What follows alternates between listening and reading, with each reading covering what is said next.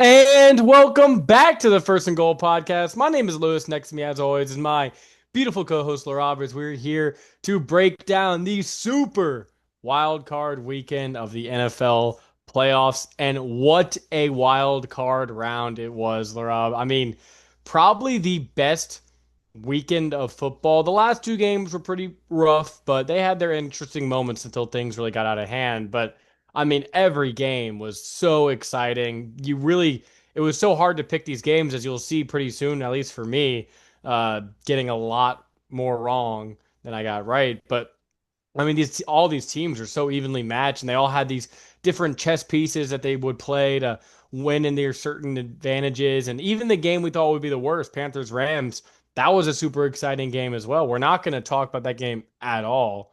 Um, but that, I mean, from wire to, I don't know, midway through the third quarter, wire, it was of the last night's game. It was a very, very exciting wild card weekend. Definitely one of the best playoff weekends I can remember. What about you? Yeah, 100% have to agree. I was like, all right, wow, this Rams game is really close. And then that Bears Packers game was literally the game of the weekend. And then you're thinking, all right, who's gonna lay the stinker? And it really wasn't until, Sunday Night Football, and we'll get to that team in a bit. Mm. But outside of that, no, really great games all around. And of course, to cap it all off, the end of Aaron Rodgers' career ended up with him throwing a touchdown on his final play, just to the opposing team. Tough, tough. All right. Let's bring up those damn picks, Lara. I mean, Uh, just go right ahead. another win. Hey, another win. What can I say? 4-2. That puts me up 2 games. Still 7 more games for us to pick and disagree on potentially. But going into the Super Bowl, if I'm up three, hey, you're gonna buy me that jersey while we're in Japan, big bro. But really, of course, my big one had to be, or the killer for you had to be that Packers Bears game where Caleb Williams. Just ridiculous throw on 4th and 8. And from that moment on, I knew the Bears were going to win. And then, of course, Josh Allen, the inevitable force, facing Trevor Lawrence in the playoffs. And Trevor Lawrence, he played very well in that game. We'll get to that.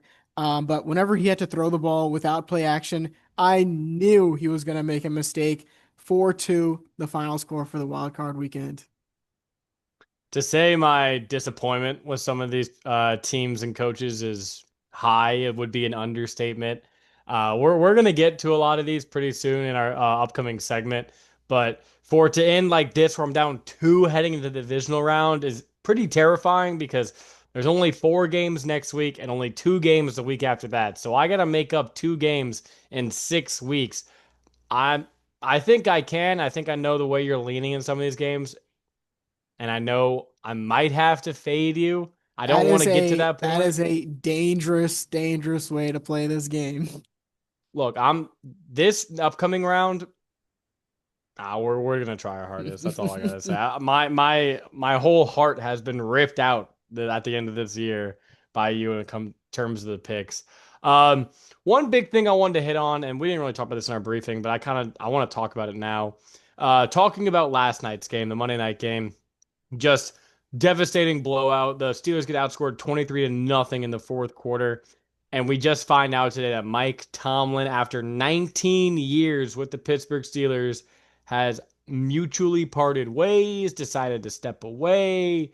However, you want to verbalize it, he is no longer the Steelers head coach. Never had a losing season his whole career. However, that being said, he's lost his last 7 playoff games in a row with a 30 point differential between them. No, they allow over 30 points a game in those games, but a average of a 2 touchdown difference between him and the opposing team. So I just want to start by saying that I think Mike Tomlin is a great head coach. I think he is a Hall of Fame head coach. And I think that he still has a lot of juice and he could contribute immediately to a program.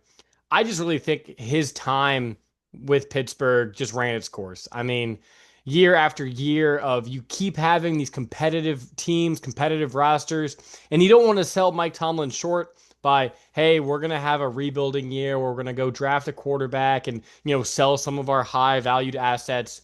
and just try to suck for a few years. That just it's hard to convince Tomlin to do that season in, season out. And you could argue that has what befell the franchise for as long as they could, because they could never have a proper reset.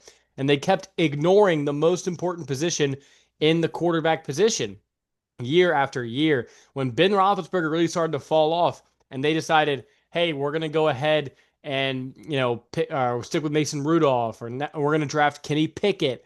And then, oh, that didn't work. Let's go get Russell Wilson, Justin Fields. Let's go try Aaron Rodgers out. You just kept trying this revolving door at quarterback, and you could never figure it out. And you had good enough rosters to get you to a playoff spot. But if you don't have that guy, you're not going to be consistently competitive in these high stakes playoff games year in, year out. I mean, a few of these games could have gone either way, but most of these games have been complete and utter blowouts. So I do think Tomlin's a head coach. He gets a lot out of a lot of his players, but his indifference towards the quarterback position is ultimately what killed him in the end. I genuinely do think it was a mutual parting of ways, but I think this is good for both parties. Whether Tomlin decides to go into TV, radio, or if another team throws him an offer he literally can't refuse and goes right back into coaching, I think he's going to find success with whatever his next stop is. And for the Steelers, they needed to tell themselves, hey, Tomlin's not here anymore. We're not indebted to this Hall of Fame head coach to keep trying to build these rosters and trying to not tear everything down to the studs and rebuild. Instead, let's go ahead. Let's move forward. Clearly, Aaron Rodgers is done now. I don't know if there's been any official announcement about his retirement or about what his future plans are, but he's definitely done with Pittsburgh. The main thing that kept him there was Tomlin. So now you have to go find quarterback, whether it's through the draft or you try to find one of these Sam Darnold, Baker Mayfield reclamation projects in free agency. But this is the time the Steelers turn the page and they, try to rebuild the proper way. And, I just genuinely think this is good for both parties. Yeah, I agree. I think there comes a point where it's like, okay, after X amount of years, it's time for just some new blood, right? I saw it with my team in the Seahawks and Pete Carroll, who took us to two Super Bowls. At some point, it just gets to a point where it's like, hey, it's just no longer working out. We saw with the Ravens this year. You think back, we saw Andy Reid with the Eagles way back. So that you'll see just I don't know, you can think about it in life as well. It's like where you're just with something for so long, at some point it's like, I kind of just have to move on to something else. And so I think, yeah, this is a great move for both teams. Now it's gonna be interesting to see what the Steelers do. Obviously, this whole AFC North is a tough, gutted out, metal on metal, iron sharpens iron. So we'll see what that head coaching search is like. What I'm more interested in is their game plan for next season. Now, I don't know much about college football, but I know this draft class of quarterbacks coming out for the Week. 2027 class might be a little bit stronger than the 2026 class. And so if they decide to tank at least for next year, try to get a quarterback that they haven't had really since Roethlisberger, that's gonna be an interesting direction to see. But yeah, Tomlin technically he's stepping away, but if he was to step back into the NFL, he would be a part of the Steelers. And so for him to go to another team, that'd also be interesting. Sort of like a trade thing, kind of what happened with Sean Payton when he was traded away from the Saints. And so something like that could happen. But no, this is just I think you and I both kind of saw this coming. This parting So of these wait, two hold up, teams. hold up. The Steelers still have his rights. Well, he didn't get fired and he didn't quit. He just said, "I'm stepping away." So, okay, so they would have to trade him. I mean, they're gonna have to find a new head coach. He can't be the head coach anymore. So, in that regards, what would his position be if just inactive, retired? I mean, I understood it as this is his termination, his resignation, which would open the door for any possibility for him. I don't necessarily think it ties him down to the Steelers organization though. But I mean, more information will come out as we get more details about it. We're filming this at 6:28 Central Time on Tuesday, so this news really dropped around like 2, 3 o'clock today. So, but I just great head coach. You mentioned it, like he's gonna have a ton of opportunities, but I think this is good for both sides. So well overdue, and wish Mike Tomlin the best. The Steelers, figure your shit out. All right, Laraib, for our big segment today, I'm calling it Win Big or Go Home. So basically, what we're doing is we're picking our biggest winners from the weekend and our biggest losers from the weekend. And I want to start here with my biggest winner of the weekend. I don't think there's any debate on who the biggest winner of this weekend is, and that is quarterback Caleb Williams with the Chicago Bears. Just a masterful fourth quarter after a really sloppy start to the game. You know, the turnovers, just couldn't really run the ball, move the ball at all, just getting sacked. Bad decision where it's like, all right, here's Caleb Williams. But the thing they've been able to do, and I've like caught on to this pretty quick at the beginning of the season. I'm like, you know what? I'll say about Caleb is he's clutch. Like in these big moments, he consistently just, I don't even know if it's staying even keel because he's a guy who's pretty emotional and he plays through his emotions. You saw him pretty like openly frustrated in that first half, but then riding the high at the end and getting his guys to believe in his offense and just that arm talent. I mean, that fourth and eighth throw to Roma Dunze is the best throw I've seen. I don't want to be hyperbolic, but one of the best throws I've ever seen in my entire football watching life. I mean, through three defenders on the run, two, like if they don't complete that, they lose the game. Unless Matt, we'll get to Matt LaFleur.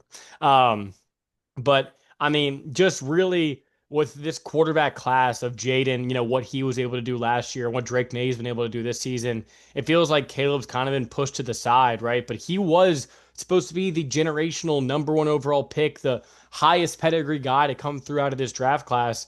And the fourth quarter performance we just saw is, you know, huge elevation for someone's status to where you can make an argument he's probably the best quarterback in this division out of Jordan Love, uh, Jared Goff, and nine.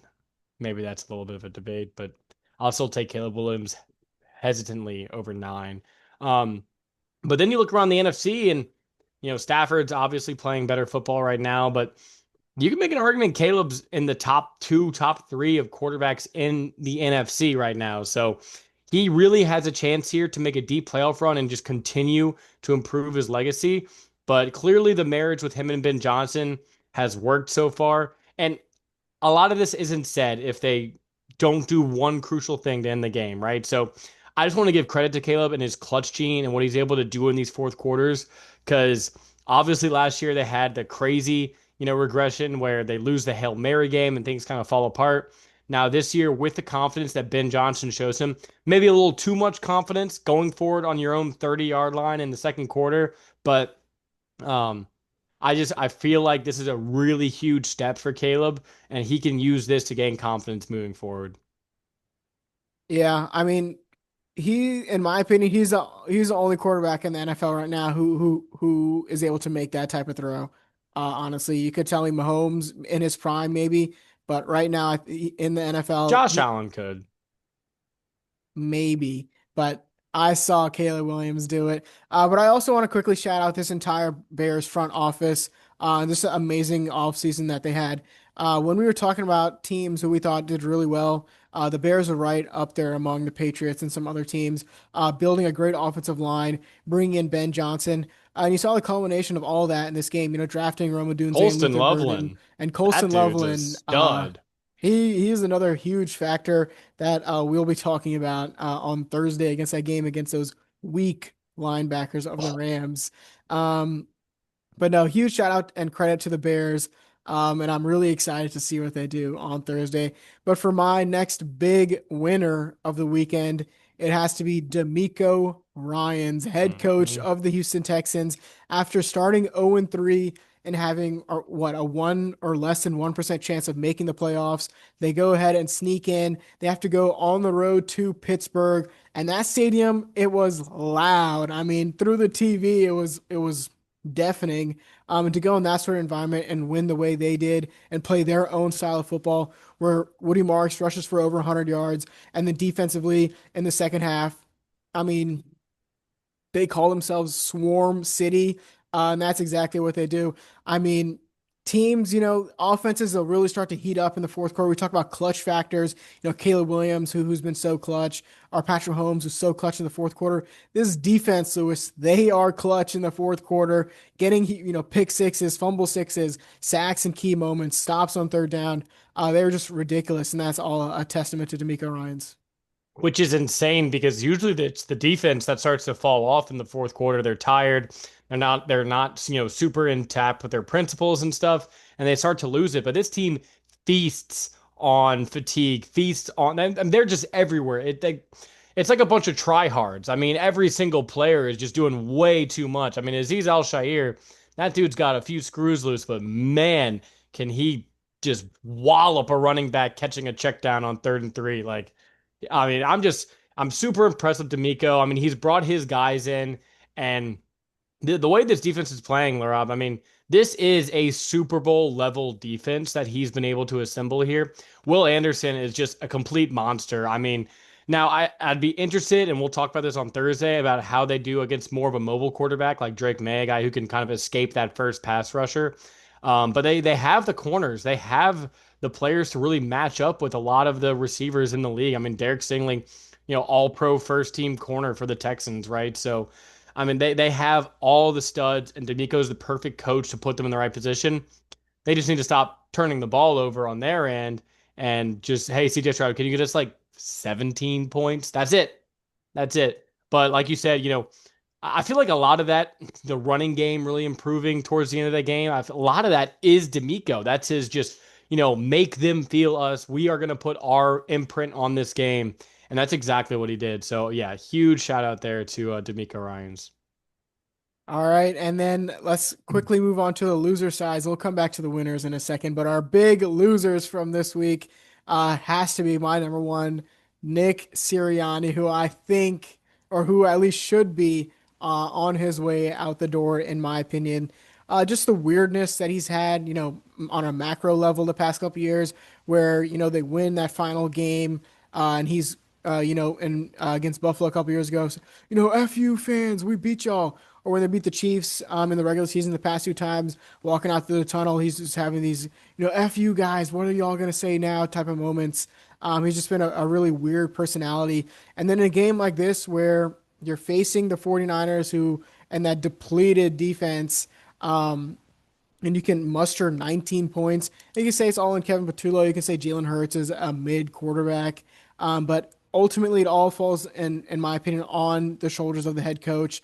And Howie Roseman, he has not been afraid to fire head coaches in his career at all, a la Andy Reid, a la Doug Peterson. And so I really think Nick Sirianni was the biggest loser from this weekend. I mean, for a Super Bowl winning head coach, he has to have the shortest leash out of any head coach I can imagine in this spot, right? I mean, we see guys like Tomlin and Harbaugh who you win that one Super Bowl, take it, the next decade or more is yours, right? But I mean, what does Sirianni do? That's my big question. Is he calling the offensive plays? No, that's Patullo, and he's garbage at it. Clearly, he learned nothing from whenever he had Shane Steichen as his offensive coordinator or Kellen Moore last year, because it seems like whenever a new play caller comes in, the entire offense radically changes every single time he gets a new play caller. So he doesn't call the offense, doesn't call the defense. That's all Vic Fangio and whoever the former defensive coordinators like Jonathan Gannon were in the past. And your game management skills have been awful. If it's special teams, special team unit, you're missing extra points, you know, Going badly forth whiffing. on ridiculous downs for no reason.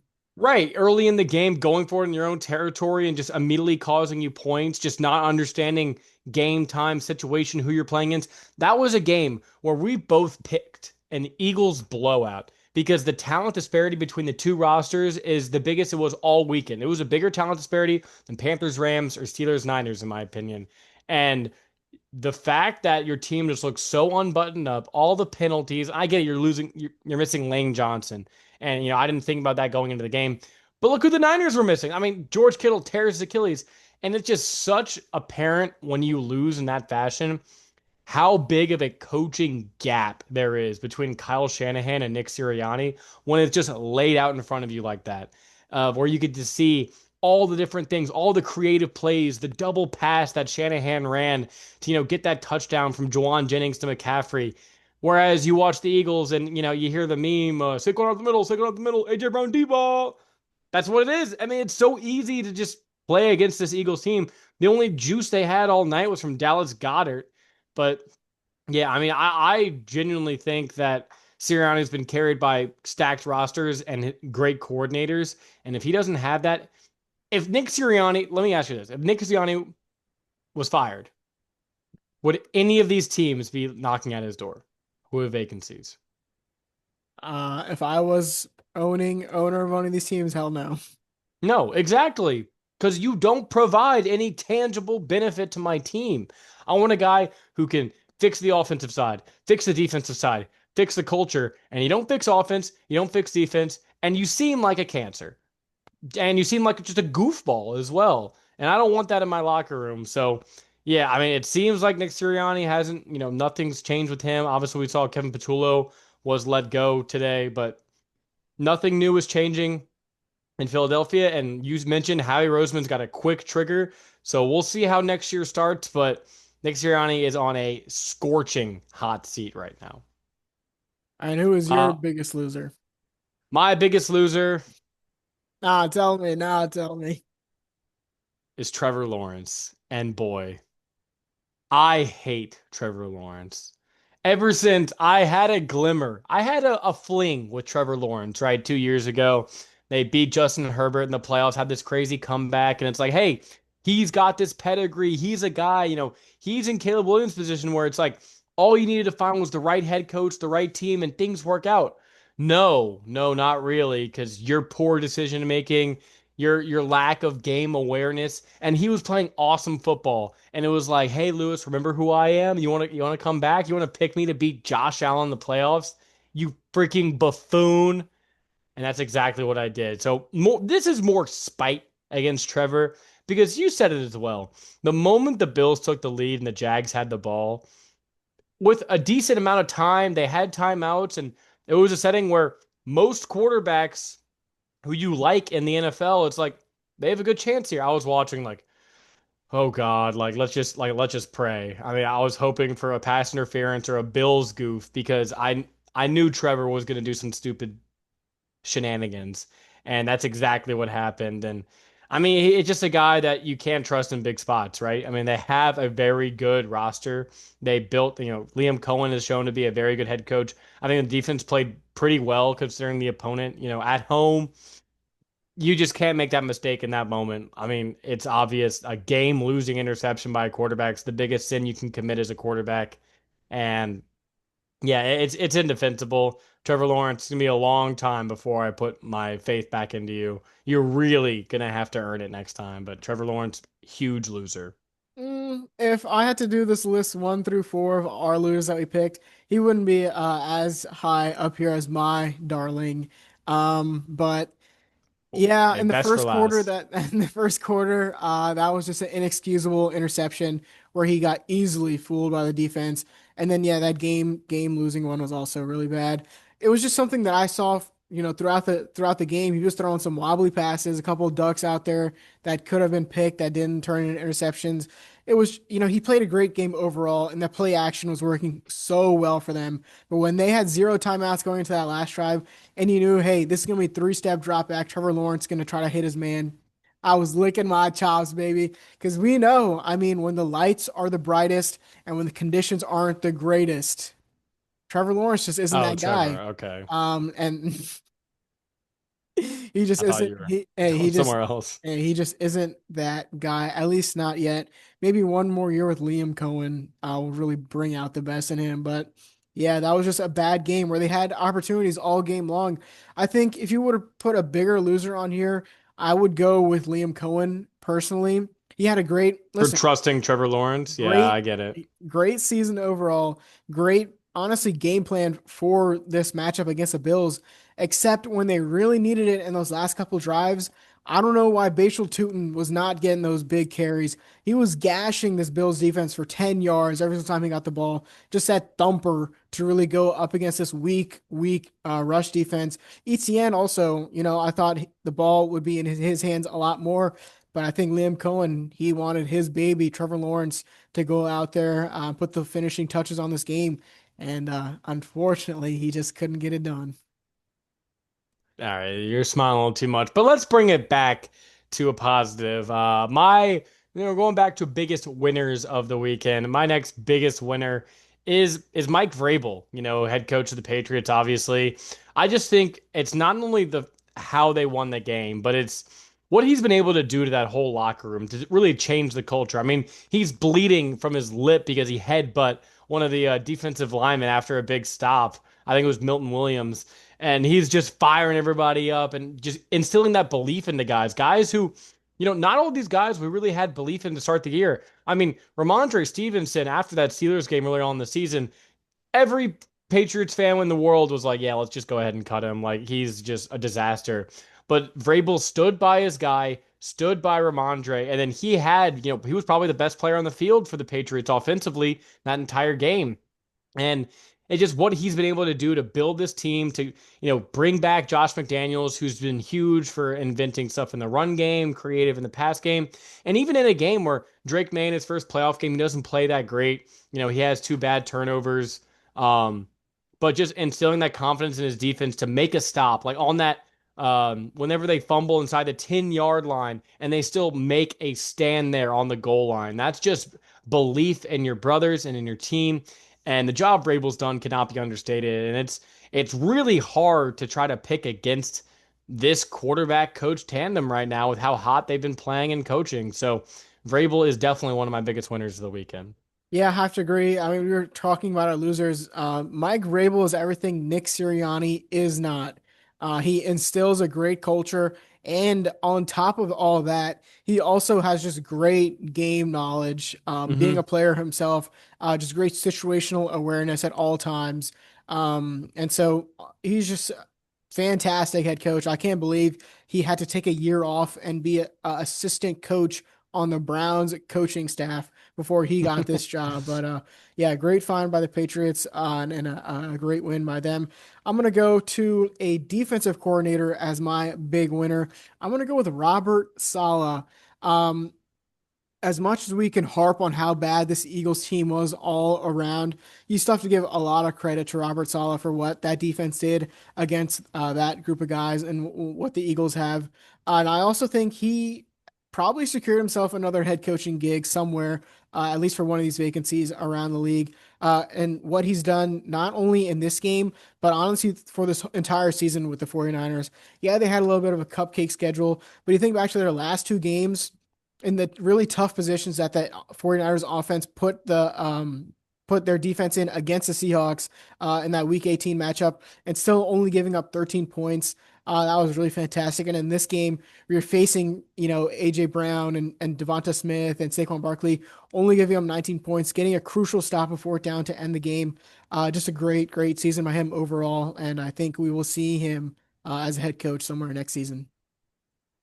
I mean, he's clearly proved that he's one of, if not the best defensive coordinators in the entire NFL. I mean, to be broadcast in such bright light that, hey, you're missing your top two defensive players and guys are dropping like flies week after week after week and still scheming up great defense. And yeah, it's not hard to scheme against the Eagles, but they still have talented players that you have to. I mean, I had some corners I've never heard of before breaking up passes deep to AJ Brown. I mean, give Rob a ton of credit for what he's been able to do. And like you mentioned, yeah, his first stint with New York did not go well. But if I'm an NFL team, I'm saying that's more of a Jets problem. I think Robert Saleh can be a great head coach. That, I'm not saying he's D'Amico Ryans, but I think that if he inherited some of those Texans players and made some of those big swings like D'Amico did when he first got there, then he could be sitting in a position similar with just a great defense, with an awesome culture, a very disciplined, hard-nosed team. Certain organizations like the Jets just aren't going to get the best out of some coaches like that. They're just going to drive you to insanity. But I just think that this is the fact that he's such a big winner this weekend, like you mentioned. it just does so much for his personal stock. And to all these teams, Robert Saleh should be top three on pretty much all their boards. And he really improved his spot a lot. And then, Laraib, who's your next biggest loser? Or do you want me to do mine first? Let me go ahead and just rip the band-aid off. My Ah, second biggest loser of the weekend has to be my glorious king, my Pookie Bear, my Justin Herbert. 0-3 in the playoffs, and he puts up another stinker performance. All the stats nerds are saying, well, the tackles are out. He had no help. There was pressure in his face all night long. And that is all true. But at some point, you just got to go out there and play football, man. And he was honestly he was just a deer in the headlights. Just not scared. being afraid to throw the ball, being afraid to trying to run so many times, trying to get away from pressure so many times, instead of trusting his offensive line, trusting his weapons, stepping up in the pocket, or at least that four interception game against the Texans, I think is just still sitting right there in the back of his mind. And I think the Brights were a little too light. It's crazy because even in that game when they played at Houston not too long ago in the regular season, it was a similar situation, but honestly, more adverse circumstances when you consider you're playing this Houston defense on the road and you're still playing for a lot. And yeah, he was getting pressured a ton that game, but he trusted his players and he still, went out of the pocket, made plays, trusted the receivers down the field. And he put up a solid effort in a loss against the Texans. But it's like when the Brights are the lightest, he just crumbles. I mean, you mentioned 0-3. I mean, it's not the fact that it's like, oh man, they're losing. He has no help. He is the reason every single game why they are collapsing, melting down, whatever you want to call it. He is the single-handedly choke job that is causing the Chargers to lose. You can't blame it on anyone else. Yes, he was getting pressure. Also, you look at the film, there's guys running wide open. He's not trusting his line. He's not trusting his arm because he feels like, because, like you mentioned, of last year's game, he's going to make a mistake. And odds are, if he did throw that pass, he would have made a mistake. I mean, I don't like to revel in someone else's downfall, but people, I don't know who kept telling me that Herbert, he was due. It was an anomaly. And you know what? The way he played this season, I was willing to hear it.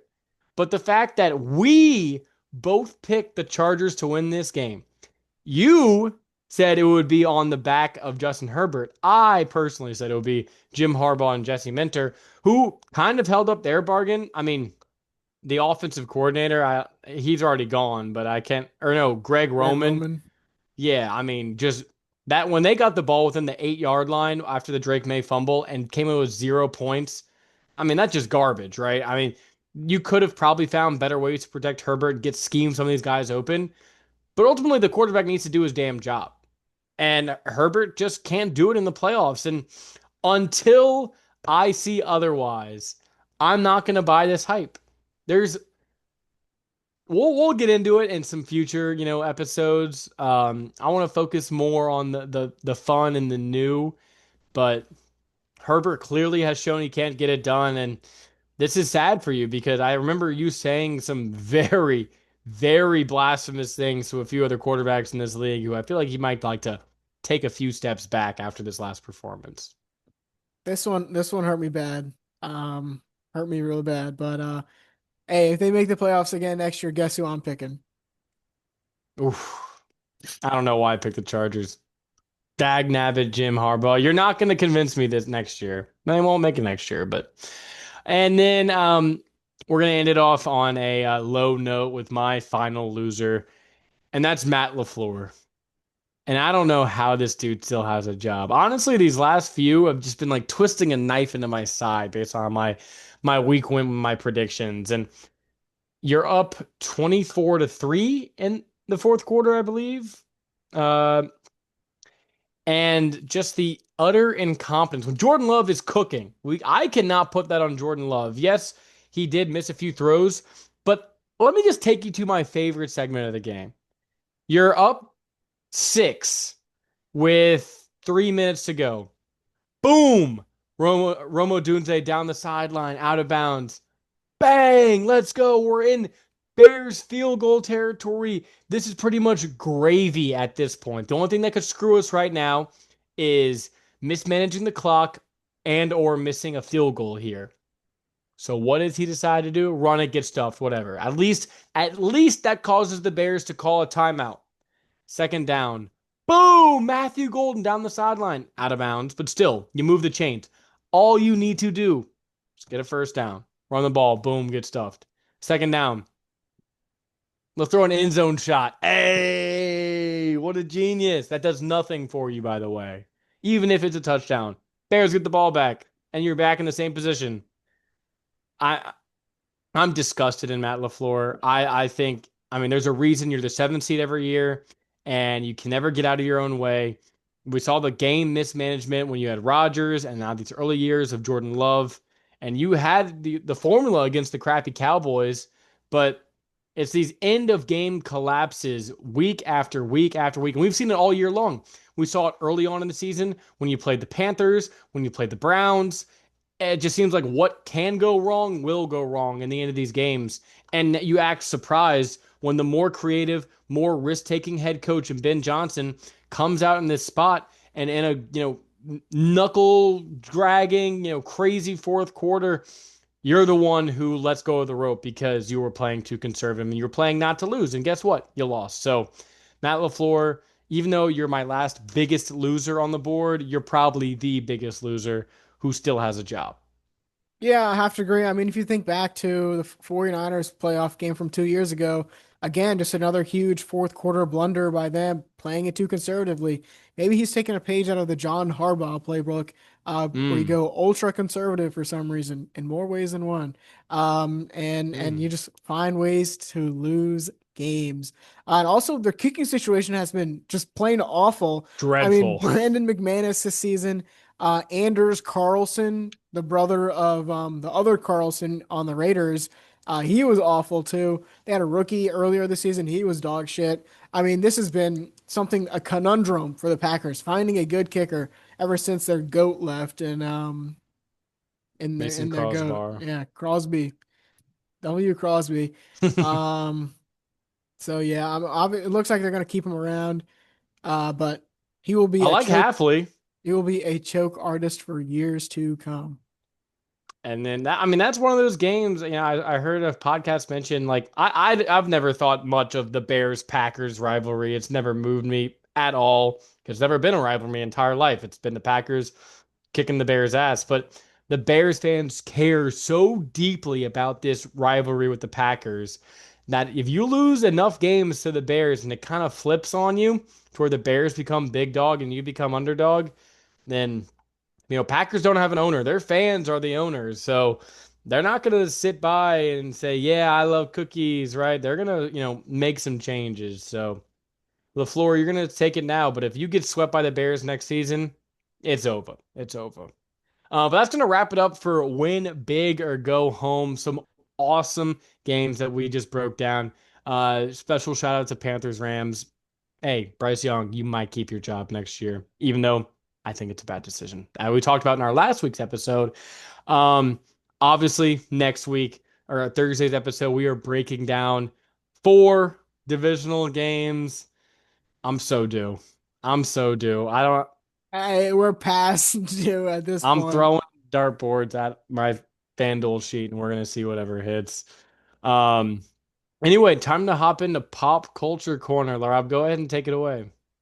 Yeah, the first episode of The Pit came out this past week, as well as the first episode of Industry Season 4. And those are just two awesome season premieres. Obviously, my co-host here has not found the time to watch those amazing episodes just Busy quite man. yet. So we'll be back on next weekend to talk about those in further depth, Not talking about industry game. along with JJK season 3 as well. That's fair. Make sure you guys are tapped into all of those. We'll be talking about all that stuff next week, but we will be seeing you guys on Thursday for huge picks. But without further ado, I think it's the First and Goal podcast signing off. Peace.